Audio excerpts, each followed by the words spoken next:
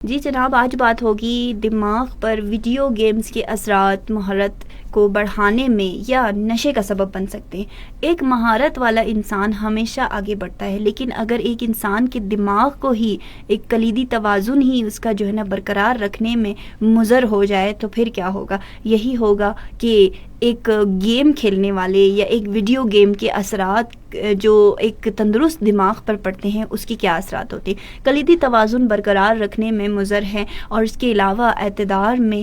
کھیلی جانے والی جو ویڈیو گیمز ہو سکتی ہیں، اور اس کی وجہ سے اوور ڈوگلنس کی وجہ سے عالمی ترقی عملی ترقی اور تفریح کے لیے طاقتور ٹولز تاہم جو ذہنی اور جسمانی تندرستی کو متاثر کرتی ہے انہیں خلفشار میں بدل دیتی ہے۔ صحت مند اور تربیت دینے والا دماغ چست ہوتا ہے اور وہ ایکٹیویٹیز کرتا ہے، گیمز کھیلتا ہے، اسی طرح چیزوں میں آگے نکلتا ہے۔ لیکن اگر ایک جگہ بیٹھ کے صرف گیمز کھیلی جائے تو واحد